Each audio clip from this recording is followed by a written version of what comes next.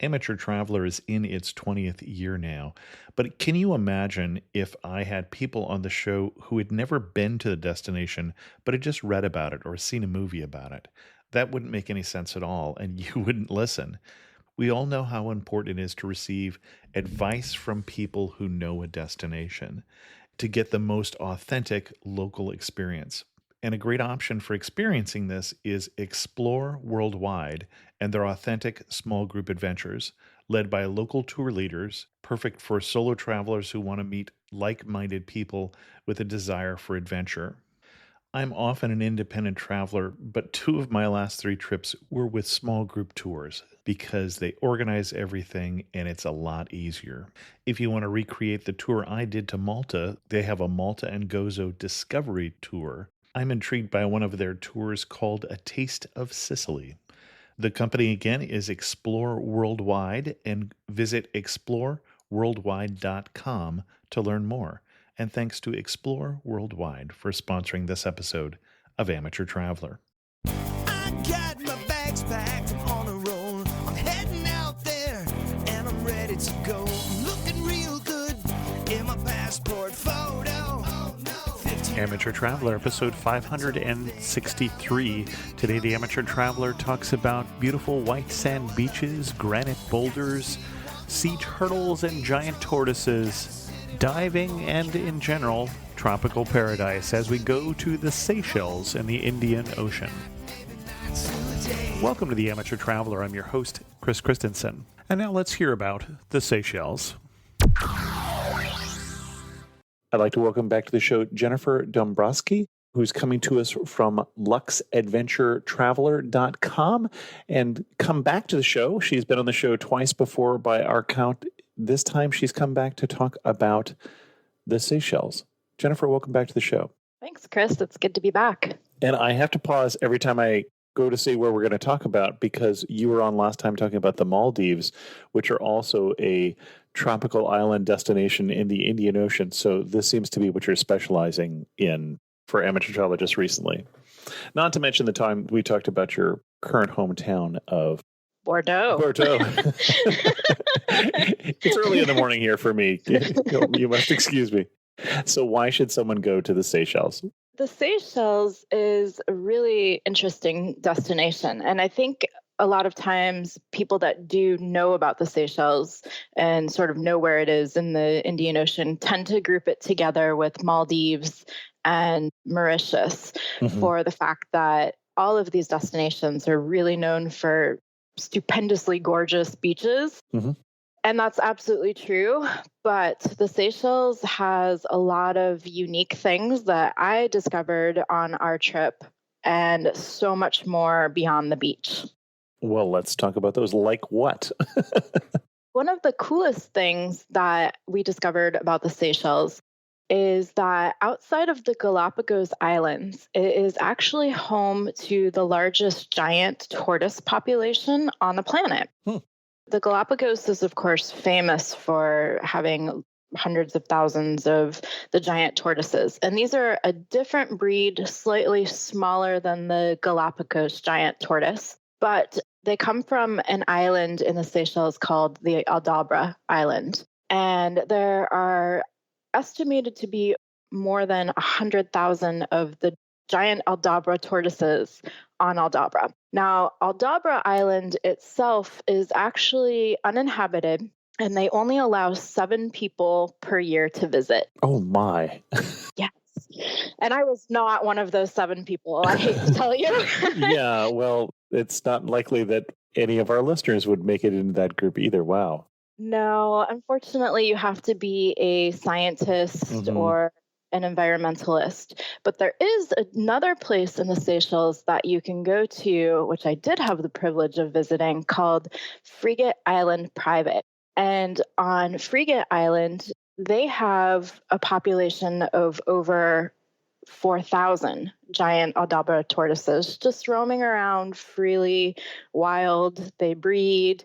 So it's really cool. You can go there and you can interact with the tortoises and stay there. And one of their beaches was named one of the world's most beautiful beaches as well. So it's a great place to go in the Seychelles. you say interact with the tortoises, I'm assuming we're not talking about giant tortoise polo or something like that. So how close are you allowed to get? How monitored is that situation? What do they recommend for interacting with the tortoises? I know you're not supposed to sit on them like we always see in the pictures. You shouldn't sit on them. So Frigate Island was an uninhabited and pretty much undeveloped island for many, many years. And then the Seychelles went through the period of time where they had a lot of plantations. And Hmm. so the environment was destroyed, and a lot of animals and flora and fauna became endangered, like the giant Aldabra tortoises that they used to inhabit all of the islands of the Seychelles. After this plantation era, a private owner came in and he bought Frigate Island, and he developed really one of the world's most exclusive resorts. There's only 16 villas on this island. So at any given time, if the island is completely full, there's only about 48 guests Hmm. and 150 staff on the island. And it's about the size of the country of Monaco. And the resort itself just takes up a small fraction of the island. So the island has been restored, and part of the staff population are actually scientists and environmentalists who have worked to rebuild the populations of the giant Aldabra tortoises, as well as some of the rarest birds in the world on the island. Hmm. So when you go and I say interact with the tortoises really run the island at Frigate. They're definitely the ones that are in charge, and you can really tell that the staff all love the tortoises. So, you're not meant to go and sit on them or even touch them. Okay. It's just really cool that they wander right up to the villas, onto the beach, onto the helipads sometimes when the helicopter's trying to land to drop you off. So it was so fun. It was my favorite thing about staying there for several nights was to always just be surprised with the various sizes of the tortoises Hmm. and where you might see them. And they mark some of them with a pen on their shell just to be able to track their movements and Okay. for their studies. And so you can identify some of them. One of the most famous and the largest, and I think the oldest, his name is James, and they have personalities. So it's really fun to be able to start to learn their names and their markings and to spot them. And you say one of the oldest tortoises tend to live a pretty long time. So how old is one of the oldest? Do you know? They believe that James is around 150 years old. Okay. Okay. I knew that they lived a long time. Actually, that surprised me. I didn't realize they lived that long. Okay. That's why they're so hard to study, because they can outlive us. So it's really hard to say how old they are and how long they'll live. And he could be there going on well beyond us. Huh. Interesting. Now, you were talking about Frigate Island as obviously a very exclusive luxury resort. And when I think of this particular region of the world of the Seychelles, I think luxury resorts.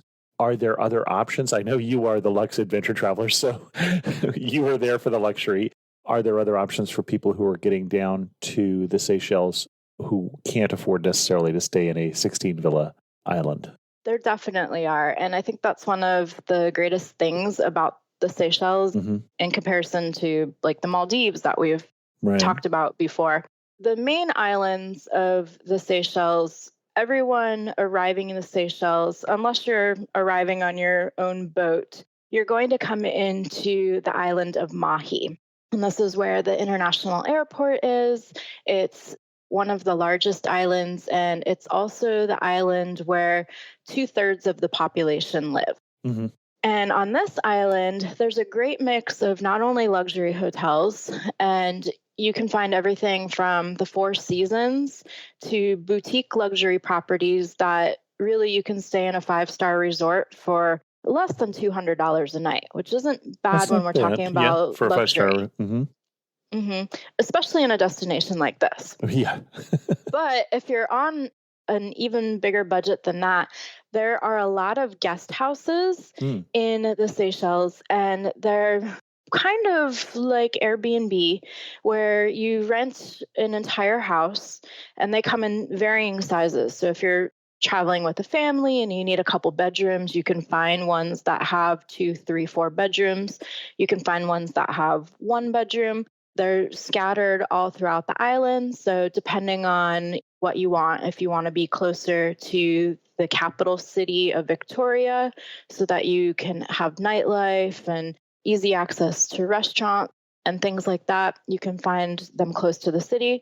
If you want to be close to a beach, you can find them close to a beach, close to dive resorts and dive shops. And really, you can find them from starting from about $30 US. Oh, wow. Okay. I'm being sold the luxury properties on the Seychelles rather than a $30 a night experience. Interesting. No, we didn't stay at the guest houses, but we did take a look at them, and it was a consideration that we had for splitting up our time. We spent 4 nights on Frigate Island, and then we spent another 4 nights staying. We ended up on Mahi. And so it was a consideration that we had, and we actually spotted quite a lot of them that we looked at online driving around the island and kind of just experiencing and investigating all that Maui had to offer. And I can't speak to the interior aside from the photos that I, of course, looked at online.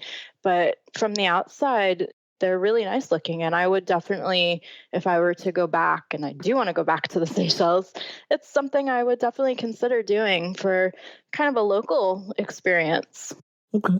Well, and I'm assuming you mentioned two of the things that the Seychelles are really popular for, beaches and diving. Why don't we talk about them before we get into and the other reasons you would go? Favorite beach? Definitely one of them on Frigate Island. Mahi has pretty beaches, but honestly, Mahi, the beaches to us, we felt like we could have been in Hawaii. Okay. Which is not a bad thing. No, definitely not a bad thing. There's still beautiful beaches, but when you Google Seychelles and you Google Seychelles beaches, one of the things that they're really famous for are these huge granite boulders and just white sand, clear waters.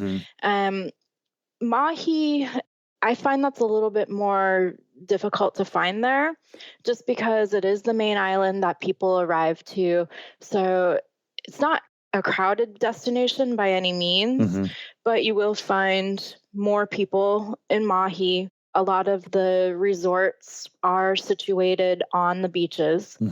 So you have the resort guest as well as all the beaches are public. So locals mixing with people staying at guest houses and traveling around and just checking out the various beaches like we were. You do have a little bit more people, and you don't necessarily find those postcard perfect beaches that the Seychelles are really famous for. If you had a favorite beach on Mahi, what was your favorite one on that one where everybody can get to? I think I would say that it was Grand Anse, and it's one of the longest beaches on Mahi. So even though it's one that's very popular that a lot of people go to, you can still find your own patch of sand with no one around. And Mahi was interesting too because the water is rougher than I was anticipating. In the Maldives, you don't really have waves. And in the Seychelles, you do. There were a lot of people actually surfing many of the beaches around Mahi. So you have rougher waters than I was anticipating. And with Grand Anse, it was a little bit calmer. It's more of a bay, so it's broken from the sea a little bit. So you have calmer waters that are a more relaxing place to swim. And then did you get a chance to dive? I don't remember whether you were a diver. So we did. I wasn't a diver when we went to the Maldives, but my husband and I both got certified in the Bahamas last year. So that was something that we really wanted to do. And we had an opportunity to do 4 different dives while we were in the Seychelles. We did 2 dives off of Frigate Island, and unfortunately, we had a little bit of bad weather, and we weren't able to dive the spots that we had intended to dive off of Frigate Island. So we dove the reef right in front of the island. I want to mention the 2 different diving spots because the Seychelles has been in the news lately. Scientists are saying that really it could disappear within 50 years. The coral reef systems are essential to protecting the islands from the waves that I was talking about and erosion. And they have experienced some of the warmer waters that have bleached some areas of the coral reef. And that is the case in front of Frigate Island on their surrounding reef. And so we did experience coral bleaching there. But the reef itself, even though it's bleached, it doesn't mean that it's dead. It can still be a healthy, living reef minus its colors. And there's a lot of fish and sea life that is on the reef. So it's still worth diving there, even though the reef has been bleached. Now, Mahi is situated just 35 miles to the north of Frigate Island, which really isn't all that far. I used to drive that far to work when I lived in Phoenix. So distance-wise, it's interesting that the reef around Mahi hasn't experienced the coral bleaching like the reef has at Frigate Island. And we did 2 different dives off of Mahi, and totally different experience. Both had a lot of sea life. We had the opportunity to dive with hawksbill sea turtles in both locations, but off of Mahi offered a little bit more of what we've so far experienced diving with beautiful corals, fans, sponges, and the granite rocks that the Seychelles are famous for also are underground, and they create a sea environment as well with fish and sharks even. So if you're lucky, you can see some sharks. Or goody. Maybe I won't say lucky because some people wouldn't be into that, but I would have been thrilled to see a shark. We didn't. I'm not. I've done one dive. I think I did one exploratory dive and wasn't that comfortable with it. So yeah, diving with sharks, not yet in my wheelhouse, let's just say. Excellent. It was really beautiful diving. I have to say, we don't have a ton of diving experience, but we have been in the Bahamas, the Philippines, and now Seychelles, and we've snorkeled a lot all over the world. And I've never seen such large schools of fish like we did in the Seychelles. I think it's a really spectacular diving destination. Cool. Did we want to talk about any other water activities before we go on to other things to do and see? Well, there are other things to do. You can, of course, like I mentioned, the waves are great for surfing. So there's a lot of beaches that if you're into surfing, you can go surfing. And if you're not, there are places around Mahi that offer surf lessons. So that could be something interesting and different to do besides just hanging out on the beach. If you're not into diving, there are snorkeling operations that go out, and there are great places to do some snorkeling day trips as well. So that's another option. Okay. And then what else would you recommend that people do or see in the Seychelles? The really great thing about the Seychelles is that there are other things to do. So you're very close to the equator. The sun's really strong. And sometimes you just need a break from being out in the sun and hanging out on the beach. And the Seychelles does offer other things to do. So on Mahi, Victoria is their capital city, and it's actually one of the world's smallest capital cities.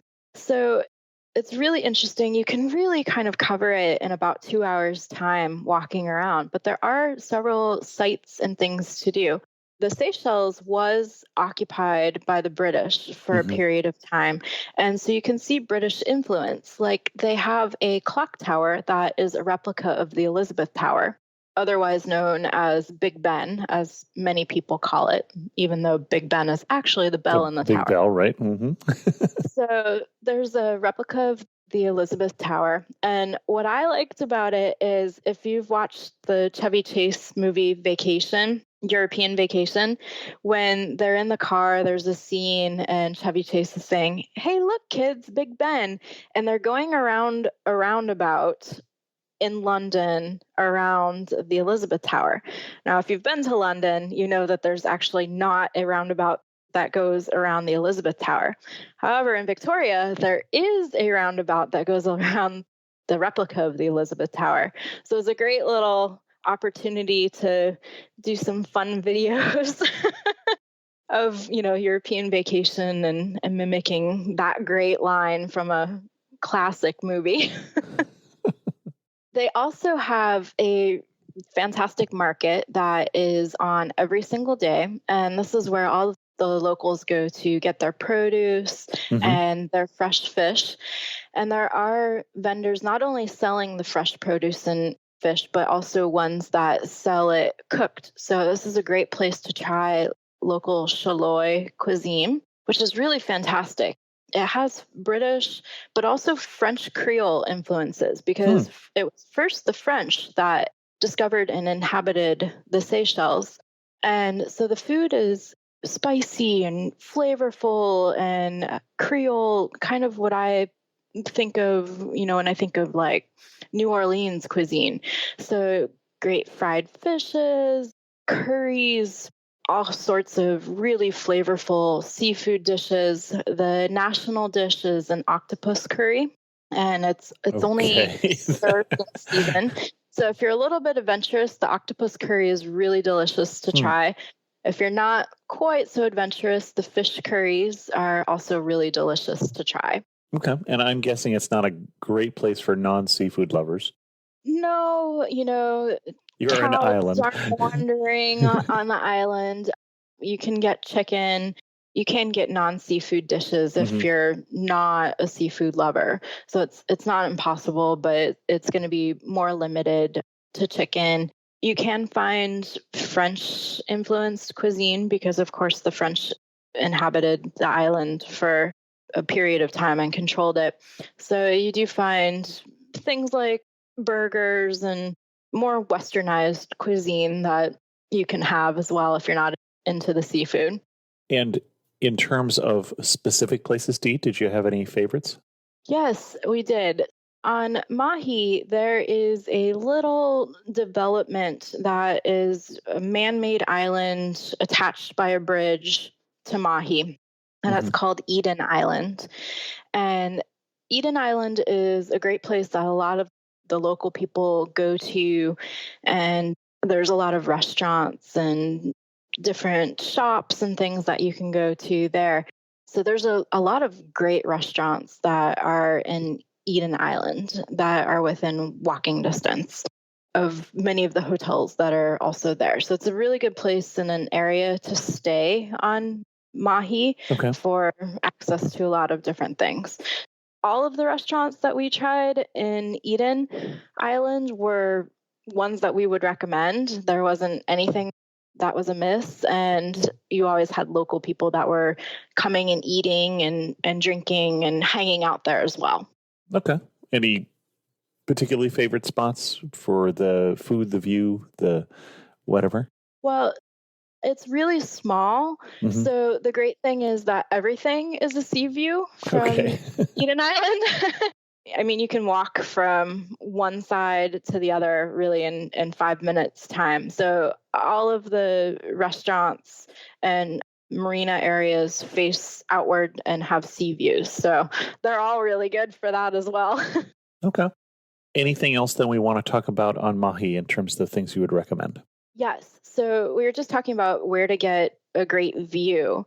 And one of the places that you should definitely visit when you're on Mahi is actually a UNESCO World Heritage Site. It's one of the highest areas that you can reach on Mahi. It's called the Mission Lodge, and it's the most culturally significant place in the entirety of the Seychelles as well. So I already mentioned that it was the French that first discovered the Seychelles, which when they did, it was really like a Garden of Eden. There were no people there.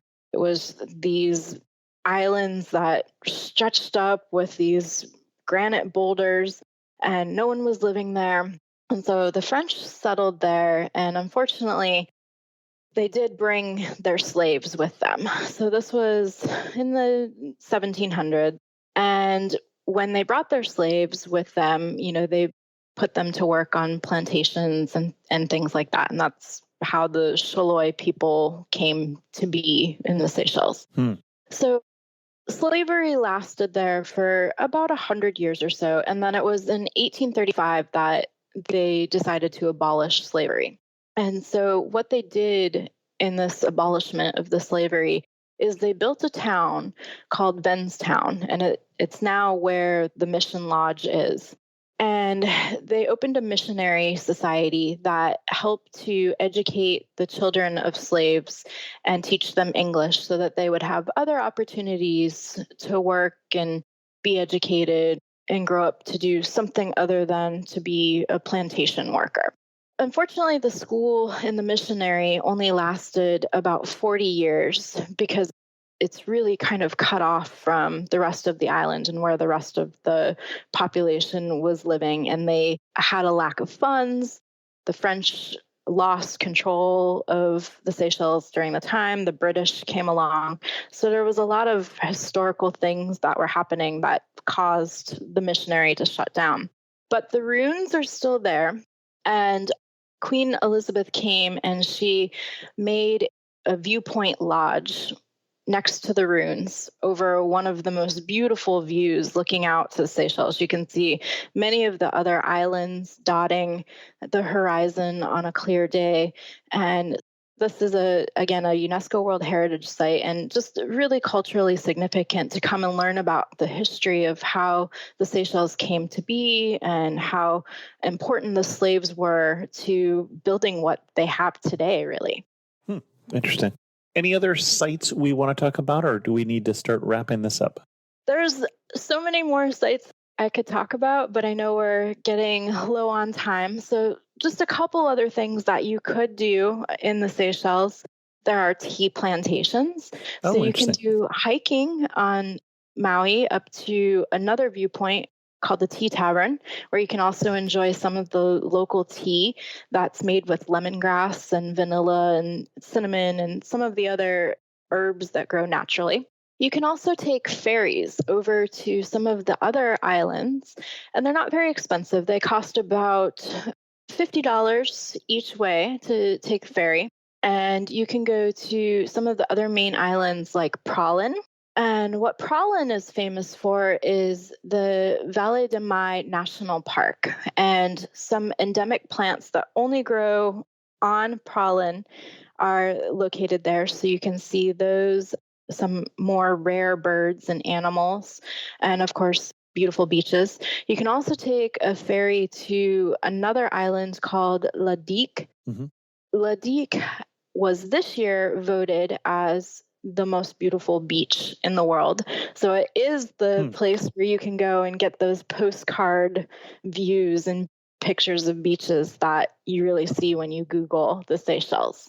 So you can do that as well. And so that's just a simple day trip then, even if you're staying in Mahi.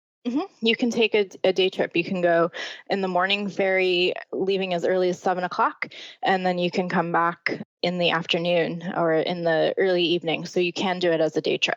Interesting. Excellent. Any place else? What I would say about planning a trip to the Seychelles, especially if you're going to stay on Mahi. Mahi is a large island. And so I've mentioned a couple times about Eden Island and Victoria being great places to stay and base yourself around because there's a lot of restaurants and you have access to shops and things like that. In Mahi, they don't like to build roads that go around and circumnavigate the island. Okay. Instead, they go right up and over a mountain.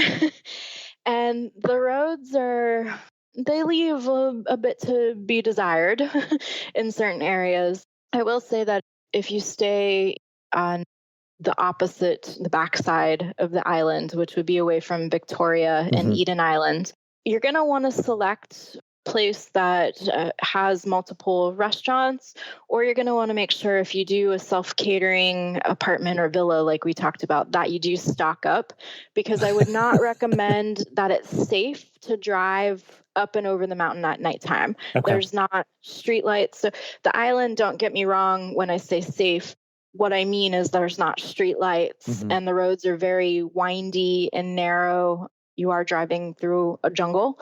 So it's very dark during the daytime even. So at nighttime, it's even darker.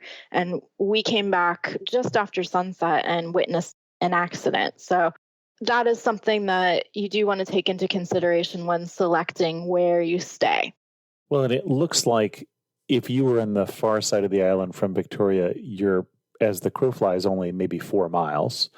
As the road goes, maybe 8 if you went up and over the top, because it looks very windy. And then if you had to go the coastal route, you can only go to the south, and that would be like 30 miles or something like that. So, So going up and over, even though the distance is not that great because of the condition of the windy roads and the steepness of them, it can take an hour to make that short distance of time. Interesting. This is going up like past Mission Lodge. Yes. Okay. Interesting.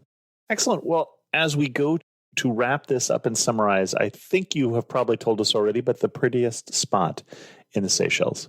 Well, I would definitely say Frigate Island is not only beautiful, but really special.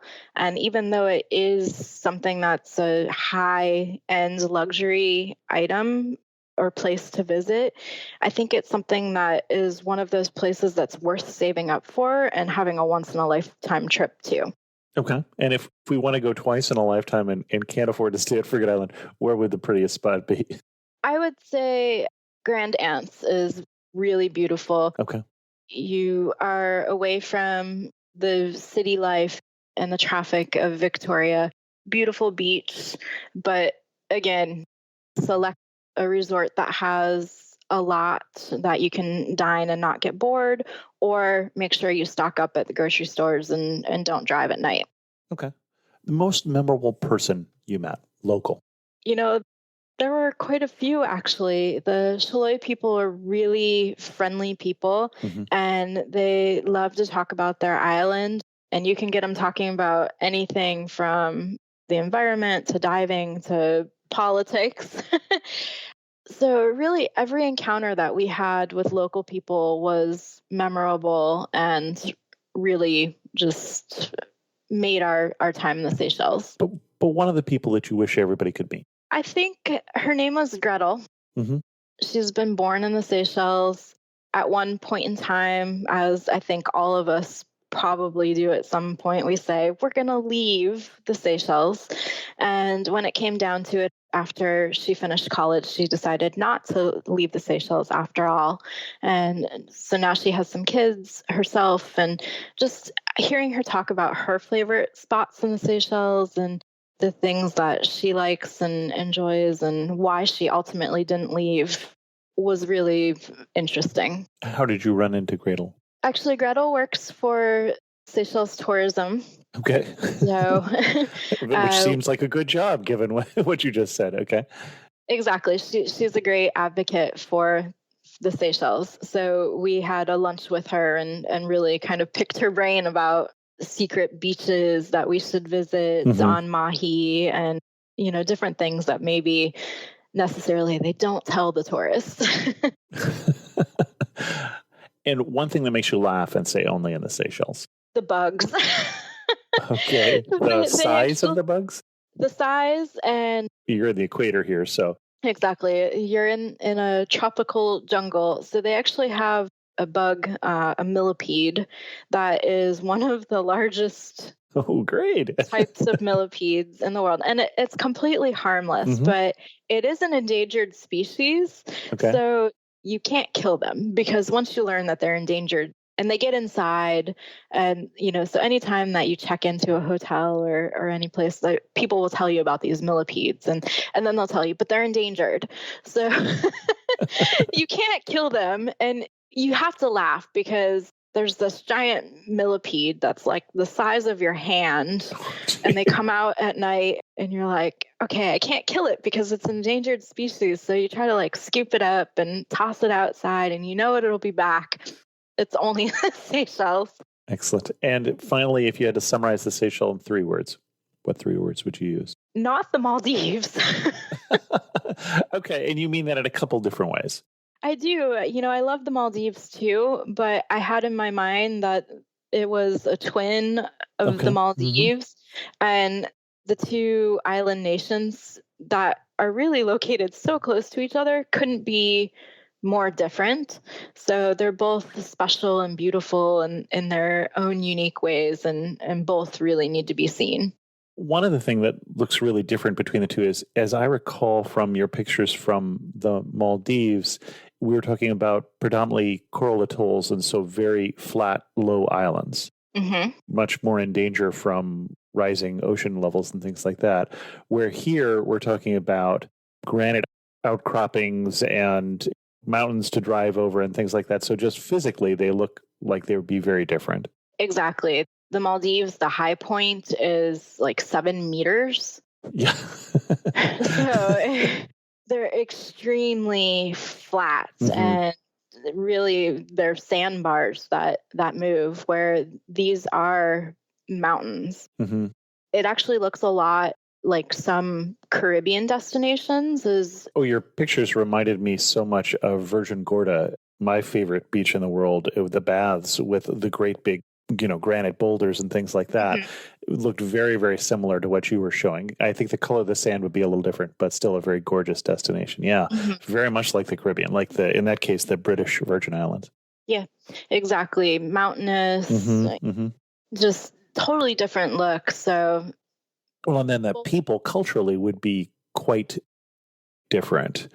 The people totally in the different. Seychelles would be people coming down from, I think, Sri Lanka and India in terms of their origin, right? Versus slaves coming in from Africa. Right. So the Maldives it's predominantly Muslim, whereas the Seychelles, because it was first inhabited by the French, it's predominantly Roman Catholic. Interesting. Actually, more than 95% still Roman Catholic. So yeah, the people, the culture of things, just entirely different in the 2 very close island nations. And when you say very close, we're talking about a few thousand miles at this point, so close in a grand scheme of things. Excellent. Well, our guest again has been Jennifer Dombrowski. And Jennifer, where can people read more about your travels? They can head over to luxadventuretraveler.com and read all about Seychelles. Excellent. And thanks so much for coming on the show and sharing with us your newfound love for the Seychelles. Thank you for having me. In news of the community, don't forget to sign up if you're still interested in the trip this November to India. I'm planning on booking my flights this weekend. That trip is a go. I heard recently from Caleb, who said, "This is my first time writing to you, and it is long overdue. I started listening to The Amateur Traveler about this time last year while preparing for a trip to Poland. Your episodes on Poland in general, but especially Krakow, were highly informative, and I saw many of the sites and traditions that were referenced. I have been a big fan of the show ever since." Later this year, October, I'm planning a 5-day trip to Cancun, Mexico, and I have just started planning a trip by rail to the major European capitals and cities for next summer. Do you have any episodes in the archive that I could reference before finalizing my plans on those trips? I have listened to episodes on individual cities, such as the recent one on Geneva, Switzerland, but was hoping you might have something more specific. Thank you again for the exciting and tantalizing episodes that help me pass the time while I'm at work, in the garden, or jogging down the road. The only problem with your podcast is that it constantly gives me new ideas of where to go next. Sincerely, Caleb. So I wrote Caleb back, and in terms of Cancun, I've got a favorite episode about a trip on the Rutapuk in Cancun, which I sent off to Caleb, which inspired me to go there and do the same trip, and I had a thoroughly great time. We're going to do another show coming up here on Cancun again because it's been so long since we have done that one. But But in terms of Europe, I don't have anything on rail travel specifically. We're doing more destination by destination. So unfortunately there you just need to figure out which capitals you might be interested in, or which cities or which regions, and download appropriate episodes. I hope you all know that you can find content by country in the Amateur Traveler. So if you go to europe.amateurtraveler.com, for instance, you can find things about Europe, including a list of European countries, and click on the individual countries to see what content we have for them. With that, we're going to end this episode of The Amateur Traveler. If you have any questions, send an email to host@amateurtraveler.com, or better yet, leave a comment on this episode at amateurtraveler.com. You can follow me on Twitter, Pinterest, or Instagram as Chris2X, or join the Facebook group Amateur Traveler. And thanks so much for listening.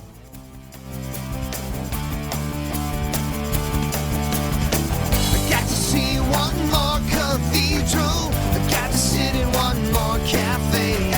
I know that I